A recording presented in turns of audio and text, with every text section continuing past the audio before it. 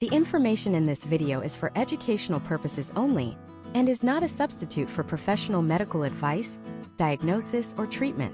Always seek the advice of your physician or other qualified health provider with any questions you may have regarding a medical condition.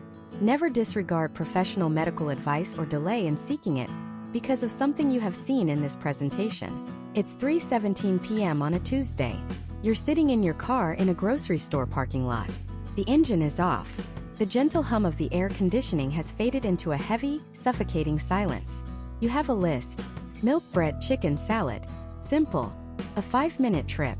But you can't move. Your hands are gripping the steering wheel so tightly your knuckles are white.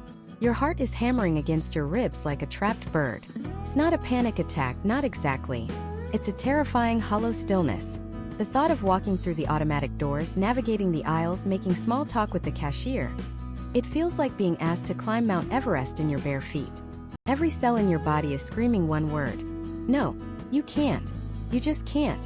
If that feeling is even remotely familiar, that sense of being completely and utterly overwhelmed by the mundane, of your internal system shutting down, then you are in exactly the right place. Because what we're talking about isn't just a bad day. We're talking about the tipping point, the moment the dam breaks. We're talking about what society has crudely, and often incorrectly, labeled a mental breakdown. Let's be clear. Mental breakdown or nervous breakdown isn't a clinical term you'll find in a diagnostic manual. It's a phrase we use to describe a period of intense mental distress where a person temporarily can't function in their everyday life. It's a crisis, but here's the most important thing you need to understand. It is not a sign of weakness. It is not a personal failure. It is the logical, predictable result of a system being pushed far beyond its capacity. It's your brain's emergency brake. It's the circuit breaker in your house flipping because you tried to run the microwave, the air conditioner, and the vacuum cleaner all at once. The system didn't fail. It protected itself from a catastrophic overload. And in America today, we are all living in a state of chronic overload. We're juggling careers, families, financial pressures, a 24/7 news cycle designed to keep us anxious, and a social media feed that constantly tells us we're not good enough, not rich enough, not productive enough. A recent study by the American Psychological Association found that a staggering 77% of U.S. adults report experiencing physical symptoms due to stress. 73% report psychological symptoms. We are a nation on the brink of burnout. So that feeling of being stuck in the car, unable to buy groceries? It's not a fringe experience. It's the silent epidemic of our time. The problem is no one ever teaches us to see it coming. We're taught to push through, to grind harder, to suck it up. We celebrate people who work 80-hour weeks and sleep 4 hours a night. We treat exhaustion like a badge of honor. But what if you could see the warning signs long before you find yourself paralyzed in a parking lot? What if you understood the subtle shifts in your thinking, your mood, and your body that are screaming for your attention? That is the power we are going to give you in this video. We are going to pull back the curtain on what is actually happening in your mind and body during this process. We're going to give you a roadmap not just to survive a crisis, but to prevent it from ever happening in the first place. Think of your mental and emotional capacity like a dam. Every day life adds water. A stressful meeting at work? That's a few inches of water. An argument with your partner? A few more. Financial worries, lack of sleep, poor nutrition, unresolved trauma. It all raises the water level. For a long time the dam holds. It's designed to. On the outside everything looks fine. The structure is solid. But underneath the surface, the immense pressure is creating tiny microscopic cracks. These cracks are the first signs. They don't look like a breakdown. They look like everyday life. It's that constant low-grade irritability where every little thing sets you off. It's the brain fog that makes it impossible to concentrate on a simple email. It's the physical exhaustion that no amount of coffee or sleep can seem to fix.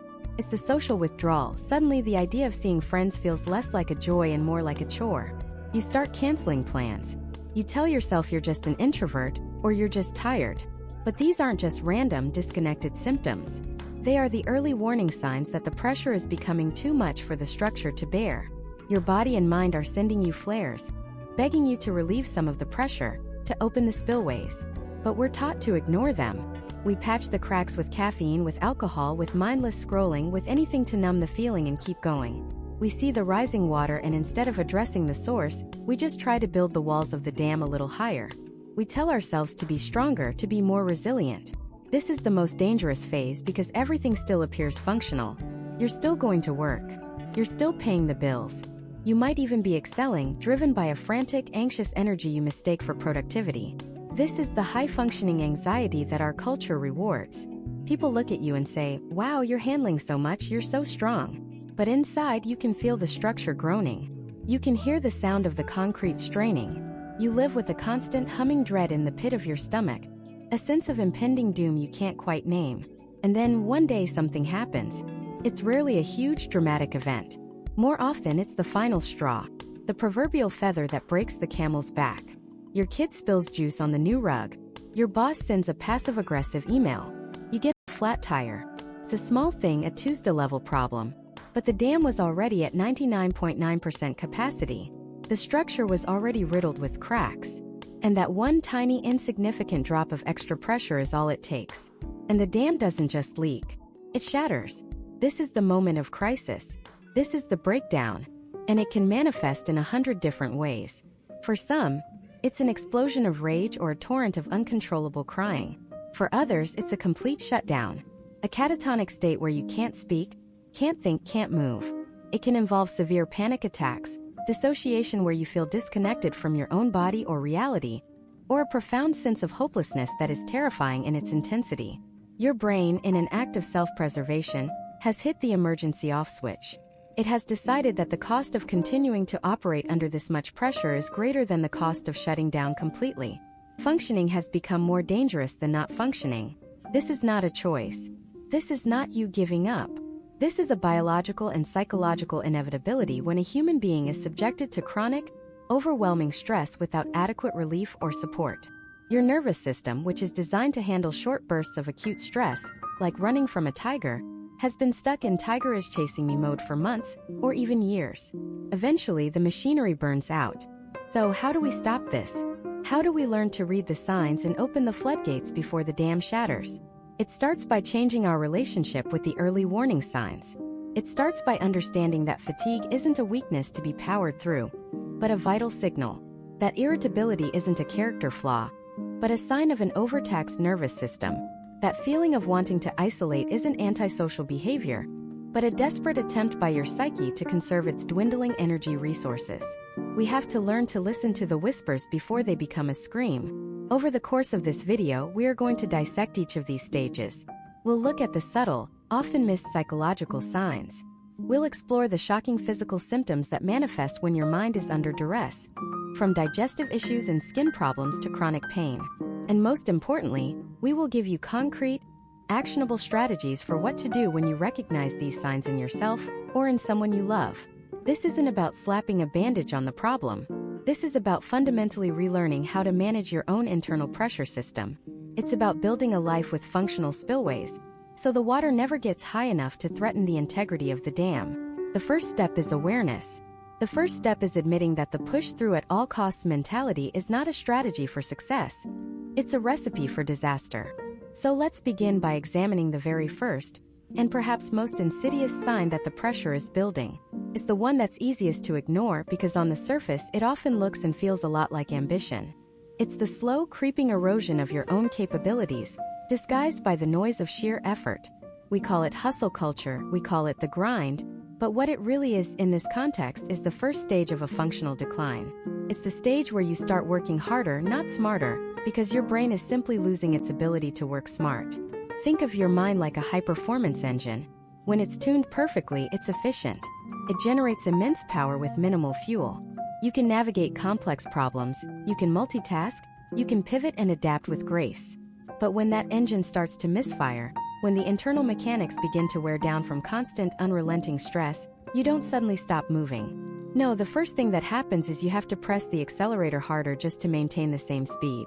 You start burning more fuel, making more noise, putting more strain on the system, all to achieve what used to be effortless. This is the great deception of the pre-breakdown phase. You're not lazy. In fact, you've never been working more. You're staying later, you're coming in earlier, you're skipping lunch breaks and answering emails at midnight. From the outside, you look like the epitome of dedication. Your boss is impressed. Your colleagues are in awe of your work ethic. You might even convince yourself that this is what success feels like.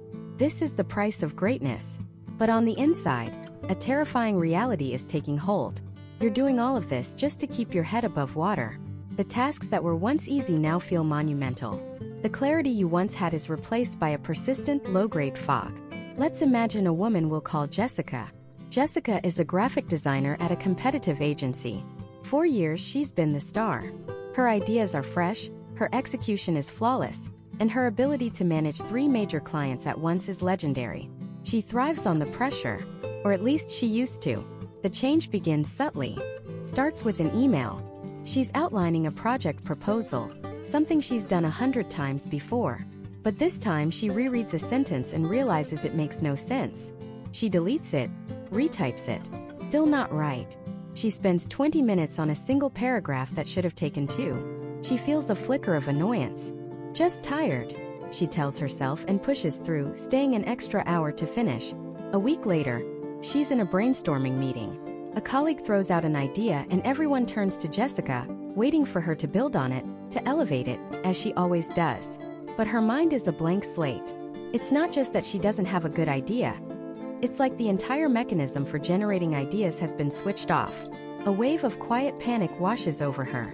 She forces a smile, says something non-committal like, "Let me marinate on that," and hopes no one noticed the deer in the headlights look in her eyes. This is the cognitive slippage. It's the first real symptom. Your executive functions, the very things that make you a competent, functioning adult, begin to fray. Executive function is the CEO of your brain. It handles planning, organization, time management, and problem solving. And when that CEO is overwhelmed, the entire company starts to fall into disarray. You find yourself staring at your to-do list, which now feels less like a plan and more like a page of accusations. Every task feels equally urgent and impossibly large. The simple act of deciding what to do first creates a level of anxiety that is completely disproportionate to the situation. You might open a document, stare at it for 10 minutes, then close it and open your email, answer one message, and then forget what you were supposed to do next.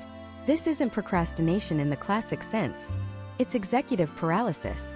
Your brain is so overloaded with stress signals that it can no longer effectively sort and prioritize information. Memory is often the next to go. Not just the "where did I put my keys" kind of forgetting. This is more insidious. You'll walk into a room and have absolutely no idea why you went in there. A coworker will mention a conversation you had yesterday, and you have zero recollection of it. It's terrifying. It makes you feel like you're losing your mind, which, in a way, you are. You're losing the reliable, predictable operation of it. So what do? You start writing everything down. You have sticky notes covering your monitor, reminders pinging on your phone every 5 minutes. You are now using external systems to do the work your brain used to do automatically. You are outsourcing your own cognition, and that takes an enormous amount of energy. Alongside this cognitive decay, an emotional shift is occurring. It's not necessarily a dramatic plunge into sadness. Often it's a sharpening of your edges. Irritability, that's the word. You have no more patience. The coworker who hums at their desk, which you used to find charming, now fills you with a white-hot rage. The barista who takes a little too long with your coffee is the most incompetent person on the planet. Your fuse is so short it's practically non-existent. This happens because your brain's capacity for emotional regulation is being exhausted. Think of self-control as a muscle. Every day you use that muscle to be polite, to focus, to resist temptation. But when your brain is spending all its energy just trying to formulate a coherent sentence or remember a deadline, there's nothing left for that self-control muscle. It's completely fatigued. So you snap. You're easily frustrated. You're prone to emotional outbursts over the smallest things, which is then followed by a wave of shame and confusion. That's not me, you think. Why did I get so angry about that? Perhaps even more concerning than the anger is the void that starts to grow. It's a phenomenon called anhedonia, a fancy word for a simple, horrifying experience. The loss of joy. The things that used to recharge you, that used to bring you pleasure, now feel like nothing. That book you were excited to read sits on your nightstand, untouched. The invitation to go out with friends feels like a burdensome obligation. Your favorite meal tastes like ash. This isn't just feeling blah. It's a chemical shift in your brain's reward system. The circuits that are supposed to light up when you experience something pleasurable have gone dim. It's one of the most dangerous signs of a developing breakdown, because it removes all the escape hatches. If the things you do to de-stress no longer de-stress you, where do you turn? For most people, the answer is to turn back to the one thing they think they can control, their work. They double down on the very thing that is breaking them. They chase the ghost of accomplishment, hoping that if they can just check one more thing off their to-do list, that feeling of satisfaction, that little hit of dopamine will return. But it doesn't. So here is the portrait of the first stage. A person working harder than ever, looking dedicated and ambitious to the outside world. But internally, their mind is in a state of chaos. They are struggling with brain fog, memory loss, and an inability to focus. They are emotionally volatile, swinging between intense irritation and a deep, unnerving numbness. They are profoundly exhausted, yet they can't stop because they've equated their self-worth with their productivity, and they feel if they stop pedaling for even a second, the whole bike will crash. They are holding it all together with sheer force of will. But the human body and mind are not designed to run on willpower alone. They run on energy, on rest, on chemical balance. And when those resources are depleted past a certain point, the system starts to send out much louder, much more physical alarm bells. The mind has been waving red flags, but they've been ignored. So now the body decides it's time to take over. It begins to manifest the internal chaos in ways that are impossible to ignore, translating the psychological pain into real, tangible physical symptoms. Starts subtly at first. A strange flutter in your chest while you're sitting in traffic. You dismiss it. Too much coffee. Then one night you're jolted awake, your heart hammering against your ribs like a trapped bird. It's not just fast. It's erratic, a chaotic drumbeat in the dead quiet of your bedroom. A cold sweat slicks your skin. Your breath catches, shallow and sharp. For a terrifying minute, you're convinced you're having a heart attack. This isn't just stress. This is a full-blown panic attack. Your body's emergency alarm system screaming that all is not well.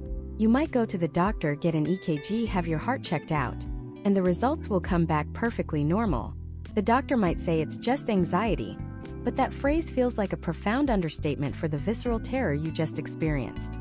This is the first phase of the body's rebellion, the physical manifestation. The psychosomatic symptoms are no longer whispers, they are shouts. Your digestive system, deeply connected to your brain through a complex network of nerves, goes into revolt. You might experience a constant, churning nausea, a knot in your stomach that never unwinds. It could be sharp, cramping pains that double you over, or a complete loss of appetite where the thought of food is repulsive. For others, it's the opposite, a desperate, empty craving for comfort food, for sugar and carbs, in a futile attempt to self-soothe. Conditions like irritable bowel syndrome can flare up with a vengeance, a direct, physical reflection of the turmoil in your mind. Your gut is literally telling you it can't stomach the stress anymore. Then come the headaches. Not just a normal tension headache, but a relentless vice-like pressure that clamps down on your skull. It feels like a helmet that's 2 sizes too small, a constant dull throb that makes it impossible to think. Or they escalate into full-blown migraines, with blinding light sensitivity and waves of sickness that leave you incapacitated in a dark room for hours, sometimes days. Your muscles begin to ache with a deep, weary soreness, as if you've run a marathon you don't remember signing up for. Your neck and shoulders become rock hard, knotted with tension as your body remains perpetually braced for a threat that never fully materializes. And underneath it all is the fatigue. This is the most insidious symptom of all, because it's so easily dismissed as just being tired. But this isn't the kind of tired that a good night's sleep can fix. This is a profound, bone-deep exhaustion. It's a leaden weight in your limbs that makes lifting your arms feel like a Herculean task. You wake up in the morning feeling more drained than when you went to bed, as if you spent the entire night wrestling with demons.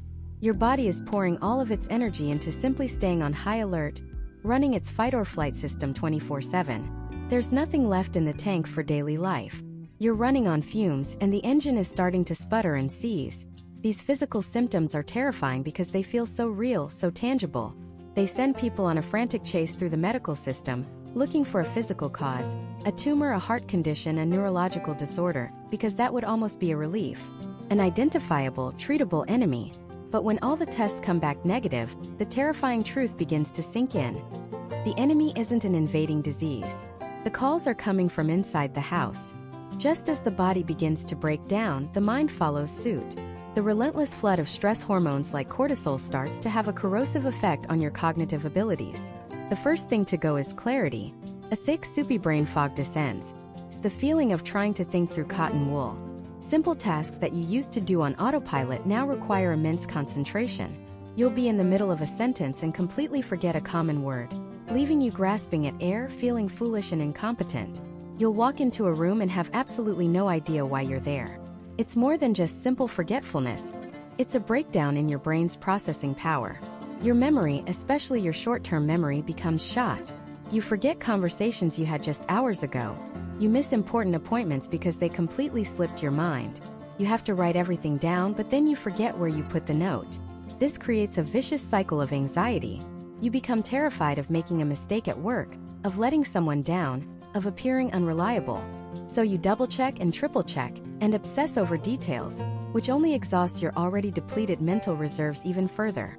You feel like you're losing your mind, and in a very real neurochemical sense, you are losing access to its full capacity. Concentration becomes a fantasy. Trying to read a page in a book is like trying to catch mist. You read the same paragraph over and over, but the words just slide off your brain, failing to form any coherent meaning. Your mind is like a web browser with 1,000 tabs open, all of them blaring alarms.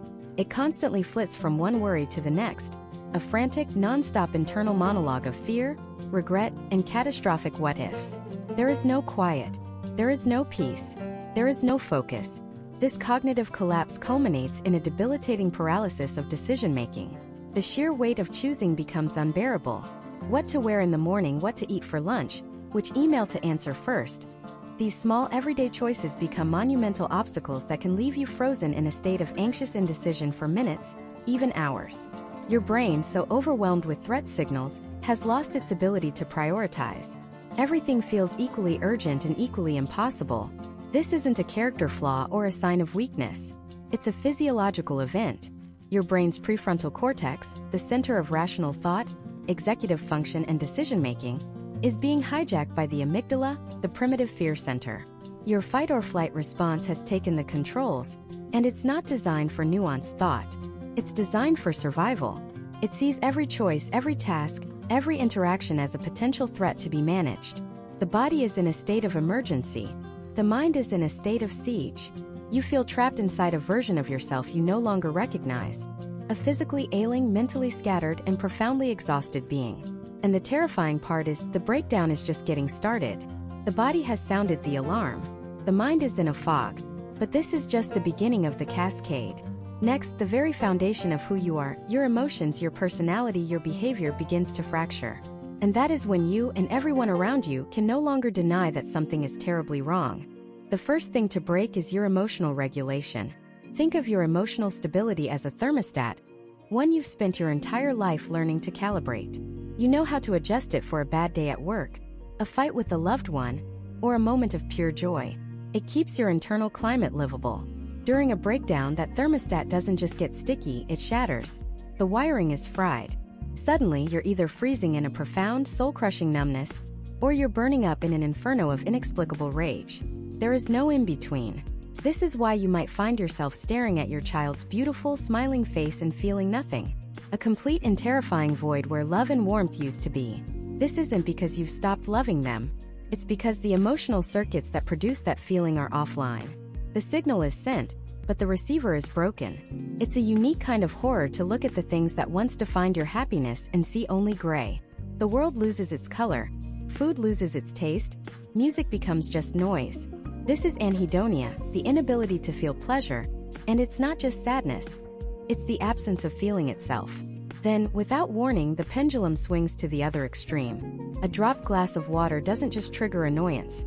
It triggers a volcanic eruption of fury that leaves you shaking and screaming, terrifying yourself and everyone around you. You might find yourself sobbing uncontrollably for an hour because you can't find your keys, not because of the keys, but because that tiny frustration is the one crack that allows an ocean of repressed pain, anxiety, and despair to burst through. People around you will see this as a wild overreaction. They'll say, "Calm down, it's not a big deal." But they don't understand. For you, everything is a big deal because the system that helps you sort big problems from small ones has completely collapsed. You are a ship in a hurricane without a rudder, thrown violently from one wave of emotion to the next, with no control whatsoever. This emotional chaos then begins to corrode the very essence of you, your personality. Your personality is the software that runs on your brain's hardware. It's the code that determines how you interact with the world. Whether you're introverted, optimistic, conscientious, or kind. A mental breakdown is like a sophisticated virus that gets into that code and starts rewriting it. It doesn't just make you a sadder version of yourself. It can make you a completely different person.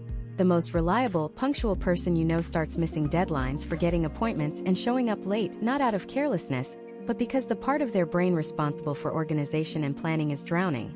The life of the party, the social butterfly who thrived on connection, suddenly can't answer a text message. They isolate themselves, drawing the curtains and viewing every knock at the door as a threat. Their extroversion isn't just suppressed. It's been replaced by a deep, newfound social anxiety. Their friends will be confused, even hurt. They'll think, "What did I do wrong?" The truth is, they did nothing wrong. They are trying to talk to a person whose operating system has been fundamentally altered. Even core moral traits can be inverted. A deeply empathetic and gentle person might become cynical, irritable, and cruel. They'll lash out with cutting remarks that are so out of character it feels like possession. This is one of the most tragic and confusing parts of a breakdown for loved ones. They are standing in front of the person they love, but they're talking to the illness. The person they knew is trapped behind a wall of distorted neurochemistry, watching in horror as their own mouth says things they don't mean and their body does things they can't control. This is the moment when you hear the devastating phrase, "I don't even know who you are anymore." And the most terrifying part is, the person inside is thinking the exact same thing. As your personality fractures, your behavior inevitably follows, becoming the external evidence of the internal war. This is the stage where the problem becomes undeniable to the outside world. Starts with withdrawal. You stop going to social events. You call in sick to work. You make excuses to avoid family. This isn't the healthy me time of an introvert recharging. This is a desperate retreat from a world that has become painfully overstimulating. Every conversation feels exhausting. Every noise is too loud. Every light is too bright. Your brain, in a desperate attempt to conserve its dwindling energy, forces you into a state of shutdown. Your home becomes less of a sanctuary and more of a bunker. Then comes the neglect. Personal hygiene is often one of the first and most obvious signs. Showering, brushing your teeth, changing your clothes. These simple tasks require a sequence of steps, a level of energy and executive function that you no longer possess. It's not about being lazy. It is a profound, bone-deep exhaustion. The thought of standing under the water, lifting your arms to wash your hair, it feels as monumental as climbing a mountain. So you don't. Your environment begins to reflect your internal state. Dishes pile up in the sink, laundry remains unwashed, mail goes unopened. Your world shrinks, first to your home, then to your room, then to your bed. Your basic biological rhythms go haywire. Sleep becomes either an impossible dream or an inescapable prison. You either lie awake for hours, your mind racing with a high-speed reel of every mistake you've ever made, or you sleep for 14 hours and still wake up feeling like you've been run over by a truck. Your appetite vanishes or it explodes. You either forget to eat for an entire day, feeling no hunger pangs at all, or you find yourself compulsively eating, trying to fill an emotional void that has no bottom. This is also where you might see erratic and impulsive behaviors emerge. A person might suddenly quit a stable job, drain their savings account on a whim, or abruptly end a long-term relationship. From the outside, it looks like self-sabotage. But from the inside, it can be a desperate attempt to do something, anything, to change the unbearable feeling of being trapped. It's an attempt to outrun the pain. If my life is the problem, the thinking goes, maybe if I burn it all down I can escape. It's a flawed, desperate logic born from a mind that can no longer think clearly. It is the flailing of a drowning person, pulling down anything they can grab in a panicked attempt to find the surface. You are now a stranger to your family, your friends, and yourself. Your emotional responses are alien. Your personality is a distorted echo of what it once was. Your behavior is a chaotic mess of self-preservation and self-destruction. The person you used to be is gone, and this new, unpredictable person is left in their place, isolated by a fortress of symptoms. But as terrifying as these external transformations are, they are merely the smoke from a much deeper fire. The most harrowing part of this journey isn't just about what you feel or how you act. It's about what happens when the very mechanism you use to understand the world, your own mind, begins to lie to you. When your thoughts themselves become the enemy. This cognitive betrayal is one of the most disorienting and terrifying aspects of a mental health crisis. It's like being the captain of a ship, but the person in the crow's nest, the one you rely on to spot land or danger, is suddenly screaming about sea monsters and phantom whirlpools. You want to trust them. Every instinct tells you to trust them because they've always been reliable before. But the reality outside the ship doesn't match their frantic reports. This is what it feels like when your thought patterns turn against you. Psychologists call them cognitive distortions, but that's a sterile clinical term for something that feels deeply personal. A better name might be mind traps. They are faulty, irrational ways of thinking that feel, in the moment, completely and utterly true. They convince you of a reality that simply isn't there. One of the most common and powerful mind traps is catastrophizing. This is where your mind takes a small negative event and blows it up into a life-ending disaster. Let's say you make a minor mistake at work. A normal, healthy brain might process this as, "Oops, I need to fix that. I'll be more careful next time." But a mind in crisis doesn't stop there. The thought process becomes a runaway train. "I made a mistake. My boss is going to find out. She's going to be furious. She probably already thinks I'm incompetent. This is the last straw. I'm going to get fired. If I get fired, I won't be able to pay my rent. I'll be evicted. I'll be homeless. My life is over." All of this entire apocalyptic future, is built in seconds from the foundation of a single typo in an email. Feels real. The fear it produces is real. Your heart pounds, your palms sweat. Your body reacts as if the catastrophe is already happening. Your mind has created a fiction and is forcing your body to live in it. Another insidious trap is black and white thinking, also known as all or nothing thinking. In this state, there are no shades of gray. Everything is either perfect or a total failure, good or evil, a success or a catastrophe. There is no middle ground. You start a new diet and you eat one cookie. The black and white mind doesn't say, "Okay, one slip up, I'll get back on track with my next meal." It says, "I've failed. The diet is ruined. I'm a complete failure with no self-control. I might as well just eat the entire box of cookies and give up."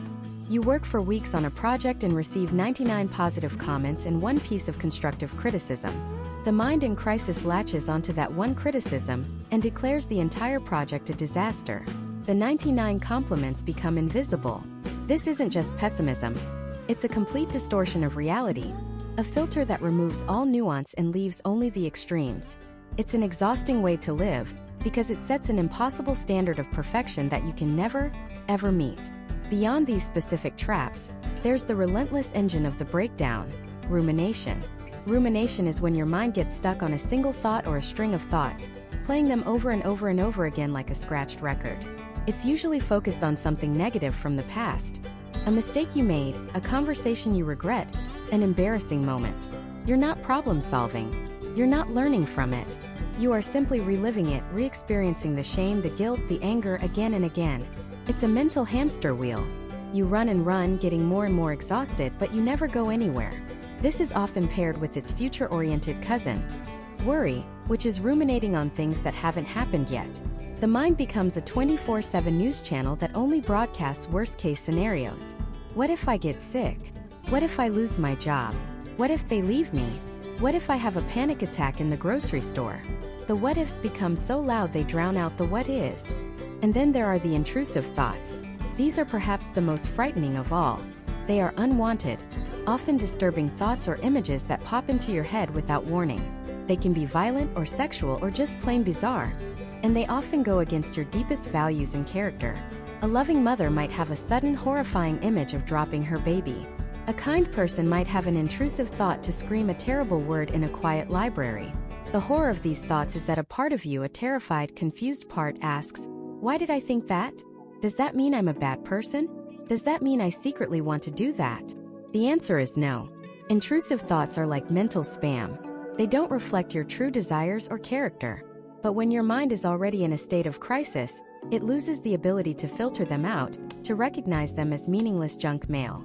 Instead, it treats each one as an urgent, terrifying message about your own secret depravity, adding a thick layer of shame and fear to the already crushing weight of the breakdown. As these cognitive malfunctions pile up, something else begins to happen. Your basic mental processing starts to slow down and glitch. This is the stage of profound confusion and disorientation. Your brain, so overwhelmed by the constant state of high alert, fear, and emotional turmoil, starts to run out of bandwidth for simple tasks. You might walk into a room and completely forget why you're there. You might struggle to follow the plot of a TV show, or the thread of a conversation. Someone could be talking to you and you can see their mouth moving, you can hear the sounds, but the words just don't assemble into meaning. It's like trying to listen to someone speak a foreign language. Decision-making becomes agonizing. Something as simple as choosing what to eat for breakfast can feel like the most important, high-stakes decision you've ever had to make. The fear of making the wrong choice is paralyzing, so you make no choice at all. Your memory can become foggy. Names, dates, and recent events can feel just out of reach, lost in a mental haze. This isn't just being forgetful. It's a feeling that your own mind is becoming an unreliable narrator of your life. This is the brain's circuitry being overloaded. It's a protective measure in a way, a forced shutdown of non-essential services to deal with what it perceives as an existential threat. But living inside that shutdown feels like you are losing your mind, like the very foundation of your intellect and your perception of reality is crumbling beneath your feet. These are not just negative thoughts. This is a fundamental breakdown in the cognitive machinery we use to navigate the world. Your mind, the one tool you have to interpret reality, is now actively building a prison of fear, despair, and confusion around you. It's a terrifying hall of mirrors where every reflection is a distorted, monstrous version of the truth. And when you can no longer trust what you think, when you can no longer trust your perception of the world around you, an even more terrifying process begins to take hold. You start to lose trust in yourself. The lies your mind tells you about external events are bad enough. But what happens when that lie-generating machine turns its full attention inward and begins to rewrite the story of who you are? That's when the real horror begins. Because you can, to some degree, learn to navigate a world you don't trust. But you cannot escape a self you don't trust. The enemy is no longer at the gates. It's in the command center. It's wearing your face and speaking with your voice. This is the stage of the breakdown where your very sense of self begins to dissolve. It often starts with a sensation psychologists call depersonalization. It's the profound and terrifying feeling of being detached from your own mind or body. You look in the mirror and you recognize the face intellectually. You know it's yours, but there's no connection. It's like looking at a photograph of a stranger. You move your hands, you walk, you speak, but it feels like you're a passenger in a vehicle you have no control over. You're watching a movie of your own life, and you're just a spectator in the audience. There's a pane of glass between you and the world, you and your emotions, you and your own skin. This isn't just feeling out of it. It's a fundamental schism in your consciousness, a disconnection from the very core of your being. And it's often paired with its evil twin, derealization, where the world outside you feels unreal, foggy, or dreamlike. The solid ground of reality you've stood on your entire life turns to mist. When you can no longer trust that you are real, or that the world is real, the mind has nowhere left to turn. So it turns on itself. The identity you've spent a lifetime building becomes the primary target. Think about who you are. Maybe you're the reliable one, the one who always has it together. Maybe you're the smart one, the high achiever. Maybe you're the funny one, the life of the party. These are the pillars of your identity. A mental breakdown doesn't just shake these pillars. It takes a sledgehammer to them. The internal narrator, that voice in your head that used to be a coach or at least a neutral observer, becomes a prosecuting attorney. And the case it's building is that you are a fraud. The lie-generating machine starts its work. You were never reliable, it whispers. You were just lucky, and your luck has run out. You're not smart, it sneers. You just fooled everyone, and now they're going to find out. You're not funny, it scoffs. You're just a sad clown, and the act is pathetic. Every success you've ever had is reframed as a fluke. Every compliment you've ever received is recast as pity. Every good memory is tainted, re-edit to show you in the worst possible light. It's a systematic demolition of your self-worth. You lose the story of who you are. The narrative that gave your life meaning and direction is erased. And in its place is just one word, written over and over again. Failure. Worthless. Broken. You start to believe that this broken version of you isn't a temporary state. You start to believe this is who you've always been, and the competent, happy person from before was the real illusion. This internal assault unleashes a tidal wave of shame. Not guilt, which is the feeling you get when you've done something wrong. Shame is the feeling that you are something wrong. It's a deep, corrosive belief in your own fundamental flaw. Your mind becomes an archaeologist of your past failures, digging up every embarrassing moment, every poor decision, every time you've hurt someone, no matter how small or how long ago. That awkward thing you said at a party 10 years ago? It plays on a loop in your head, as vivid and humiliating as if it just happened. That project at work you didn't quite nail? Your mind presents it as Exhibit A in the case for your complete and utter incompetence. Shame is a visceral, physical experience. It's a heat that rises in your chest and face. It's a weight that makes you want to curl into a ball and disappear. It's the desperate urge to hide. Shame convinces you that you are uniquely, irredeemably broken, and that if anyone saw the real you, the one that your mind is now showing you 24/7, they would be disgusted. They would abandon you. So you begin to isolate yourself. You stop answering calls from friends. You make excuses to avoid social gatherings. You build a fortress around yourself not to keep others out, but to keep your perceived ugliness in. You feel utterly alone, convinced you're the only person on earth to ever feel this broken, trapped in a prison of your own making, with your harshest critic as the only guard. With your sense of self and reality crumbling, your emotional regulation system completely short-circuits. You swing wildly between two devastating extremes, feeling everything and feeling nothing at all. The feeling everything state is one of raw, unmanageable emotional volatility.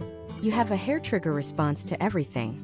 A mildly sad commercial can send you into uncontrollable sobbing. A driver cutting you off in traffic can trigger a blinding rage that feels completely out of your control.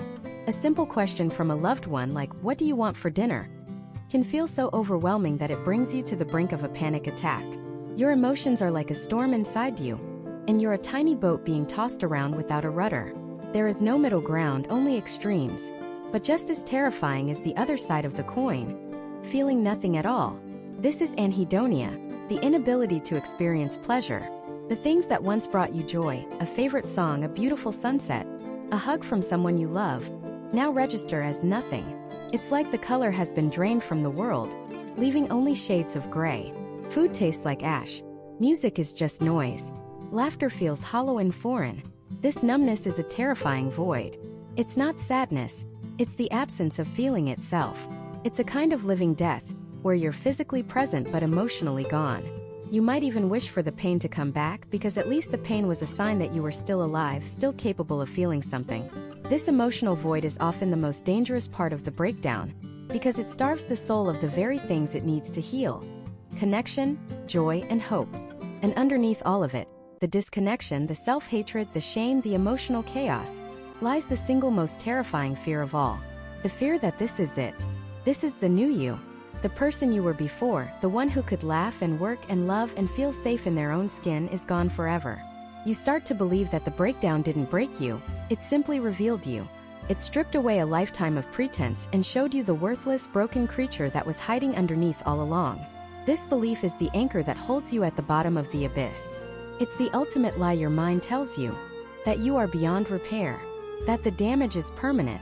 It's a hopeless, desolate feeling that extinguishes the last embers of resilience. You feel like a ghost haunting the ruins of your own life. And when your internal world has been so completely leveled, when the very foundation of who you are has turned to dust, it's only a matter of time before the cracks start to show on the outside. The strain of maintaining a normal facade becomes unbearable. The fortress walls begin to crumble, and the internal devastation starts to spill out, manifesting in the one place you can no longer control: your own body. Your body, in its infinite and often frustrating wisdom, becomes the final desperate messenger. It's the emergency broadcast system that cuts through all the noise when your mind has stopped listening. It begins to scream the truth your pride has been trying to silence. At first, the messages are subtle, like whispers you can easily ignore. It starts with a fatigue so profound that no amount of sleep can touch it. This isn't the tiredness you feel after a long day of work. This is a bone-deep, cellular exhaustion.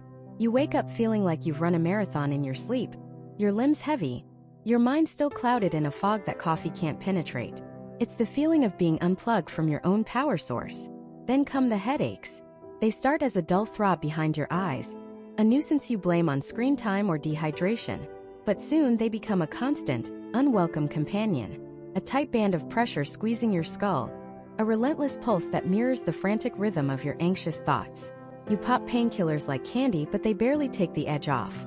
This pain isn't just a physical sensation. It's the physical manifestation of a mind at its breaking point, a brain literally aching from the strain of constant hypervigilance and worry. Your digestive system, often called the second brain, goes into open rebellion. The powerful connection between your gut and your mind, the gut-brain axis, becomes a battleground. The flood of stress hormones, particularly cortisol, running rampant through your system is like poison to your digestive tract. For some, this means a complete loss of appetite. Food becomes tasteless, repulsive. The thought of eating feels like a monumental chore, and you start shedding pounds not out of a desire to be thin, but because your body is rejecting sustenance. For others, it's the opposite. A desperate, insatiable craving for high-sugar, high-fat comfort foods. It's a frantic search for a fleeting moment of dopamine-fueled relief, a temporary patch on a gaping emotional wound.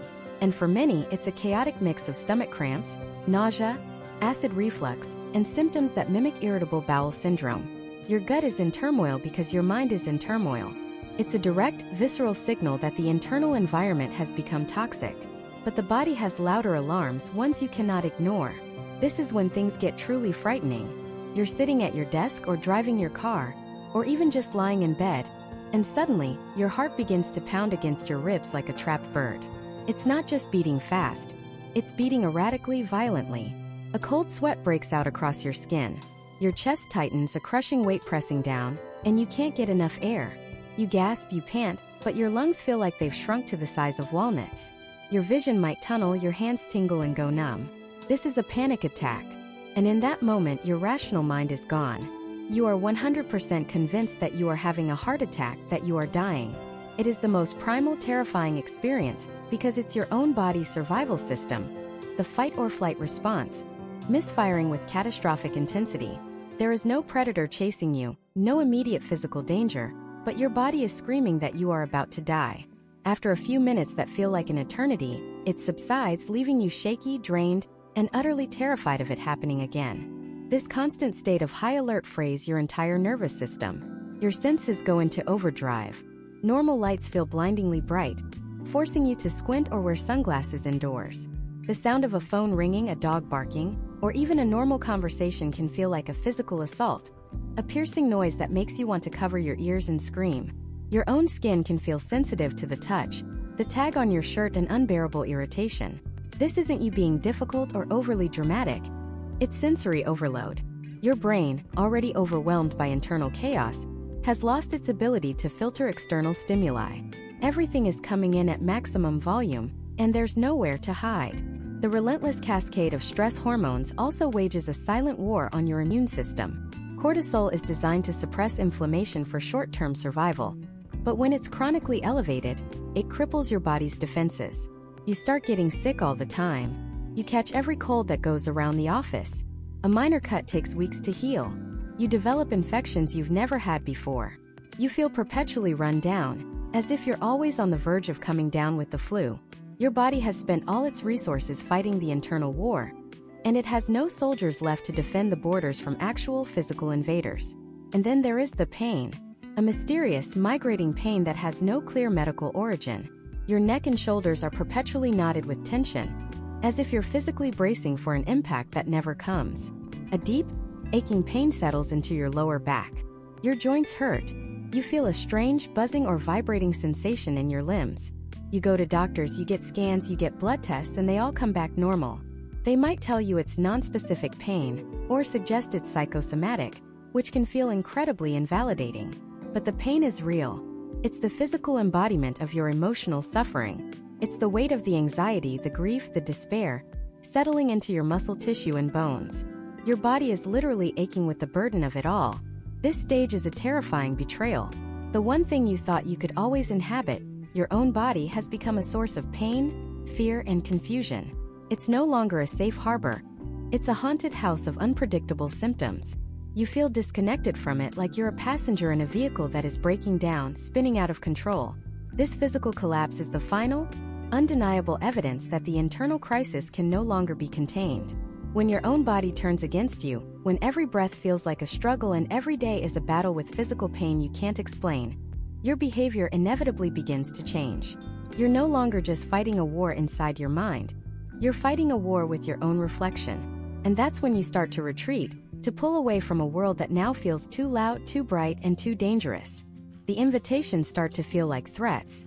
A casual text from a friend asking to get coffee feels like a demand for a performance you no longer have the energy to give. A phone call from a family member feels like an interrogation you're destined to fail. So you begin to build a fortress, First, it's just small cancellations. Sorry, not feeling well. Something came up. Let's reschedule. These are the first bricks being laid. You're not lying, not really. You aren't feeling well. And the thing that came up is a tidal wave of anxiety and exhaustion that has pinned you to your couch. Soon, the excuses become a habit, and the habit becomes a lifestyle. Your phone stays on silent, buzzing with notifications you can't bring yourself to read. Each one represents a person, a connection, a tiny thread to the outside world that you feel compelled to sever. It's not that you don't care about these people. You care so much it hurts. You ache with the knowledge that you're letting them down, that you're becoming a ghost in your own life. But the cost of engagement is simply too high. Every social interaction feels like you're spending a currency you don't have. Your emotional bank account is not just empty. It's deeply in debt, and you have no way to make a deposit. So you retreat into the quiet of your home. This is your fortress. Within these four walls, there are no expectations, no forced smiles, no need to pretend that everything is okay. Here you can finally let the mask fall, and the relief is immediate and overwhelming. But this sanctuary quickly reveals its darker nature. It becomes a prison. The silence you crave doesn't bring peace. It creates an echo chamber for the storm in your head. The negative thoughts, the self-criticism, the fear, with no distractions, their voices become deafening. You are alone with your demons, and they have your undivided attention. This is where the cognitive machinery, already sputtering and strained, begins to truly break down. It starts with what a doctor might call impaired executive function, but what you experience as brain fog. It's a thick, disorienting mist that descends upon your mind. Simple tasks become monumental challenges. Deciding what to eat for lunch can trigger a spiral of indecision that leaves you staring into the fridge for 20 minutes, ultimately closing the door and eating nothing. You walk into a room and completely forget why you're there. You try to read a page in a book, and by the time you reach the bottom, you have no memory of the words at the top. Your short-term memory is shot. You miss appointments. You forget to pay bills. You lose your keys, your wallet, your train of thought mid-sentence. You might be talking to someone, and the words just disappear from your head, leaving you stranded in an awkward, humiliating silence. Feels like the wiring in your brain is frayed. The connections are misfiring. It's not just being forgetful. It's a fundamental loss of your ability to process the world in a coherent way. At work or at school, this cognitive collapse is catastrophic. Deadlines are missed, not out of laziness, but because the mental energy required to organize a project feels like being asked to climb Mount Everest. You make simple, careless mistakes that you would never have made before. You read an email 5 times and still can't seem to grasp its meaning. This failure feeds the narrative of worthlessness that's already running on a loop in your mind. See? It whispers. You can't even do this. You're incompetent. You're useless. The shame is corrosive, burning away any remaining scraps of self-esteem. And then something even stranger begins to happen. As your mind struggles to cope with the overwhelming sensory input and emotional pain, it deploys its last-ditch defense mechanism. It's a psychological circuit breaker designed to prevent a complete system meltdown. This is the onset of dissociation, manifesting in 2 profoundly unsettling ways: derealization and depersonalization. Derealization is when the world around you starts to feel unreal. It's like a subtle filter has been placed over your vision. Colors might seem dull and washed out. Sounds might feel distant and muffled, as if you're hearing them from underwater. The world takes on a dreamlike, foggy quality. You look at a familiar street, your own bedroom, the face of a loved one, and it all seems strangely two-dimensional, like you're looking at a photograph or watching a movie of your life instead of actually living it. There's a pane of glass between you and reality, and you can't break through.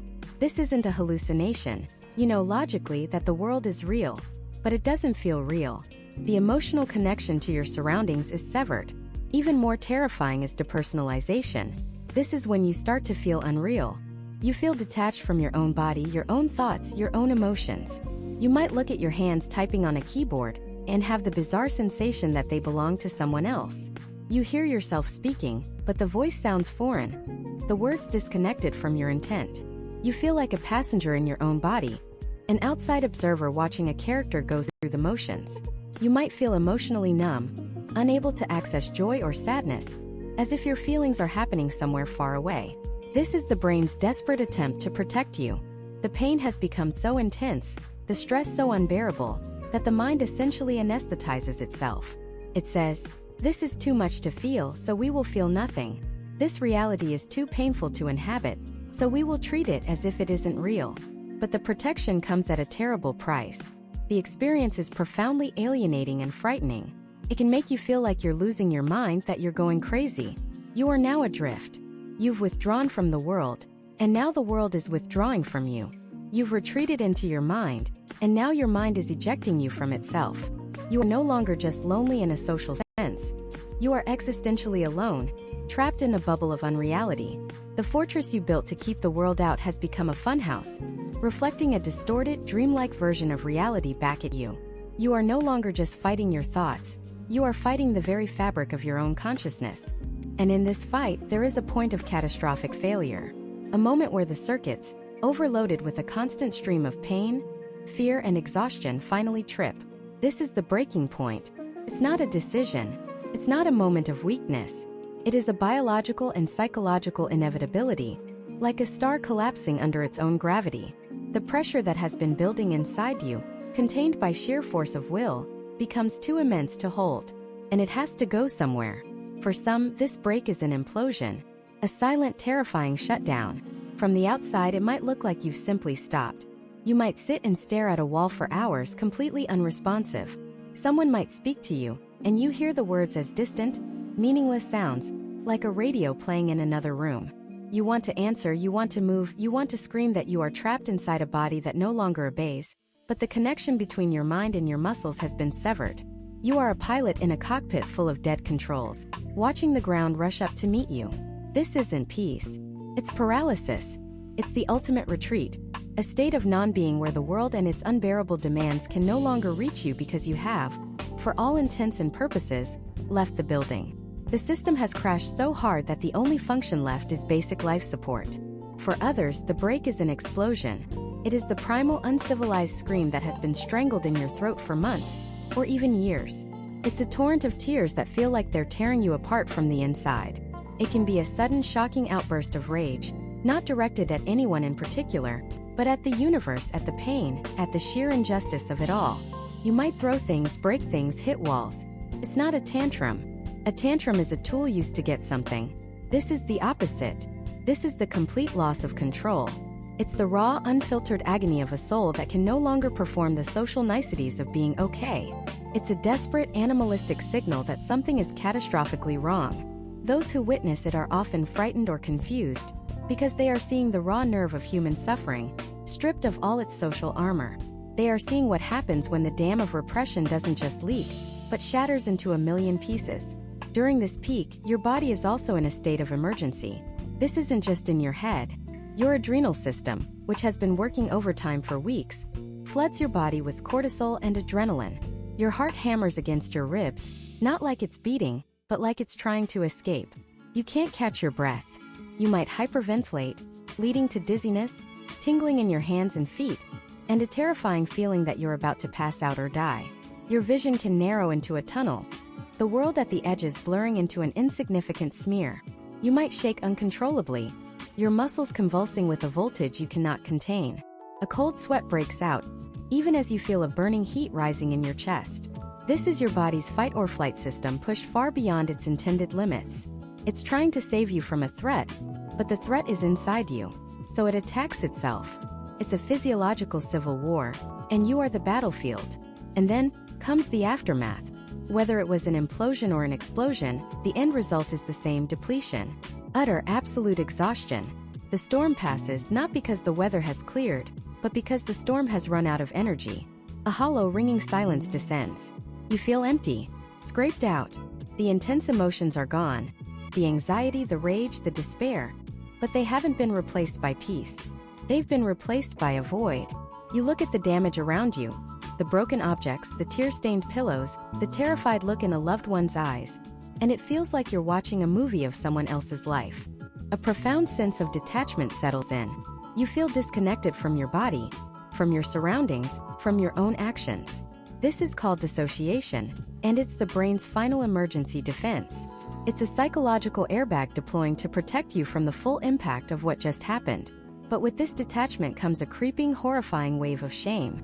As your rational mind slowly comes back online, it begins to process the event. plays back the tape. Did I really say that? Did I really do that? The internal critic, the one that was drowned out by the storm, returns with a vengeance. Tells you that you are broken, that you are crazy, that you are a monster. This shame is one of the cruelest parts of a breakdown. The event itself was a release of unbearable pressure, a symptom of profound pain. But the aftermath creates a whole new source of pain. The belief that you have failed as a human being. You feel fundamentally flawed, and the reactions of others can cement this feeling. They may look at you with fear or pity or anger. They don't understand that what they witnessed wasn't a choice. It was a symptom. It was the psychological equivalent of a seizure or a heart attack, an organ system failing under extreme duress. But because the organ is the mind, it is judged with a harshness we would never apply to any other part of the body. This judgment, both internal and external, drives you further into isolation. You've just shown the world, or at least the people closest to you, the most vulnerable, out-of-control version of yourself. And you are terrified that it's all they will ever see. You begin to believe that you are a burden, a danger, a problem to be managed. The very people you need to connect with now feel a million miles away, separated by a chasm of fear and misunderstanding. So you retreat again, not with the explosive energy of the breakdown, but with the quiet, heavy shame of the survivor. You survey the wreckage of your emotional landscape, feeling like a ghost haunting your own life. In the deafening silence that follows the storm, you are left with a single terrifying question. Where do I go from here? And for the first time in a long time, a part of you, a very small part, might actually want to know the answer. That question, where do I go from here, isn't a sign of defeat. It's the first spark in the darkness. It's the pilot light of your will to live, flickering back on after being nearly extinguished. Doesn't feel like hope, feels like terror. It feels like standing in the ruins of a city that was once your entire world, with no map, no compass, and no memory of how to take a single step. The air is thick with the ash of who you used to be. Every direction looks the same, like an endless expanse of wreckage. So you don't go anywhere. Not at first. The first step isn't a step at all. It's a breath. It's the conscious decision to inhale, to feel the air fill your lungs, and then to let it go. That's it. That's the first victory. Maybe the next victory is sitting up. Maybe it's drinking a glass of water, feeling the cool liquid trace a path through your hollow core. These aren't just actions. They are acts of rebellion against the void that's trying to claim you. Each one is a negotiation with life. You are relearning a language you forgot you knew, the language of survival. The world will tell you to get up, to dust yourself off, to move on. But your body, your soul knows the truth. You cannot rush the survey of a disaster zone. You must first simply exist within it. You must acknowledge the loss. The person you were before the collapse, they're not coming back. Not in the same way. And the grief for that person is real and profound. You are mourning a life your own. Allow yourself that. It is the first, most honest step toward whatever comes next. And then comes the hardest part. The part that requires more courage than anything that came before it. You have to make a sound. You have to let someone know you're still in the rubble. You pick up your phone. The screen feels impossibly bright. You scroll through contacts, names of people who exist in a world that feels a million miles away. A world of deadlines and errands and laughter. Your thumb hovers over a name. A friend, a parent, a sibling. You type a message. I'm not okay. And you delete it. You type, I need help. And you delete it. The shame is a physical weight pressing down on your chest. You feel like a failure, a burden, a mess that no one can possibly clean up. But the tiny spark that asked, where do I go from here, is still there. And it pushes you. You send the simplest message you can think of. Can you call me? 2 words. That's all it takes. And when their name flashes on your screen, and you answer and you hear their voice, something breaks. But this time it's not you that's breaking. It's the isolation. It's the dam of silence you built around yourself. And when you finally let the words out, when you choke out the truth of where you've been, you don't hear judgment. You don't hear disappointment.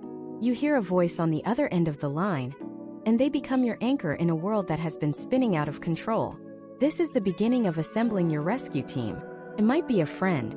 It might be a crisis hotline. It will, and it should, eventually include a professional.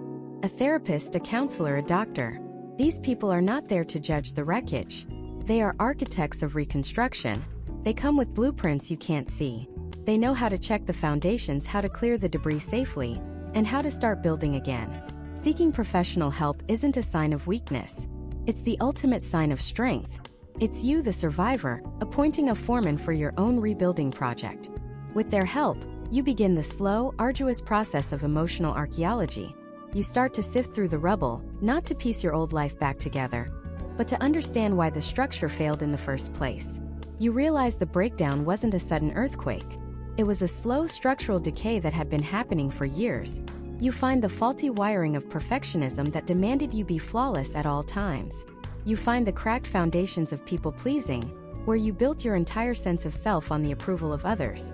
You uncover the toxic mold of unprocessed trauma, the silent poison of unspoken emotions, the relentless pressure of a job or a relationship that was slowly crushing you. Each discovery is painful. It's like finding personal artifacts in the ruins, a photograph, a letter, a memory, that reminds you of how things went wrong. But it's also empowering, because for the first time you see it. You see that you weren't weak. You were strong for far too long, carrying an impossible load. The breakdown wasn't your failure. It was the breaking point of a system that was fundamentally unsustainable. It was your mind and body's final, desperate, life-saving act of self-preservation. It chose to collapse rather than let you continue down a path that was leading to your own destruction. And with this understanding, you don't rebuild the same house. That would be insane. You build something new. You lay a new foundation, one made of self-compassion. You learn to talk to yourself not as a harsh critic, but as a dear friend. You build walls made of boundaries, learning the power of the word no. A word that isn't a rejection of others, but an affirmation of yourself. You install new windows, allowing light and air and genuine emotion to move through you, instead of sealing everything inside to fester. You learn new tools. You learn coping mechanisms that aren't just about surviving but about thriving. Maybe it's meditation or journaling or exercise that feels good to your body. Maybe it's medication that helps rebalance the chemistry the prolonged stress has thrown into chaos, giving your brain the stability it needs to heal. You learn to identify your triggers, not as things to be feared, but as road signs that tell you when you need to slow down, rest, or change direction. This new life feels foreign. It's quieter. It's smaller at first. You might lose friends who were only comfortable with the old, accommodating you. You might change careers. You might end a relationship. The rebuilding process often requires further demolition. But with every choice that honors your true self, the new structure gets stronger. You start to trust yourself again. You start to realize that the most sensitive parts of you, the parts you thought were your greatest weaknesses, are actually your greatest strengths. Your empathy, your depth of feeling, your awareness of the cracks in the world. These are your superpowers. There is a Japanese art form called kintsugi, where broken pottery is repaired with lacquer mixed with powdered gold. The philosophy behind it is that the object becomes more beautiful and more valuable because it was broken. The cracks are not hidden. They are highlighted as a part of the object's history. This is what happens after a breakdown. You will not be the same person you were before. You will have scars. There will be days, even years later, when you feel the phantom ache of the collapse. But you are not just glued back together. You are filled with gold. The experience, as horrific as it was, has given you a depth, a resilience, a wisdom that you could not have acquired any other way. You know what rock bottom feels like, which means you are no longer afraid of falling. If you are in that silent, ash-covered place right now, listening to this, I want you to hear me. That question, where do I go from here, is the most powerful question you will ever ask. It is the beginning of everything. You are not broken beyond repair. You are in the terrifying, sacred space between one life and the next. Be patient. Be kind to yourself. Make one small sound. The world is full of people who know the language of the rubble, who have their own golden scars, and who are waiting to help you rebuild. Your breakdown is not the end of your story. It is the beginning of your truest, most authentic, and most beautiful chapter. And it's a story the world desperately needs to hear.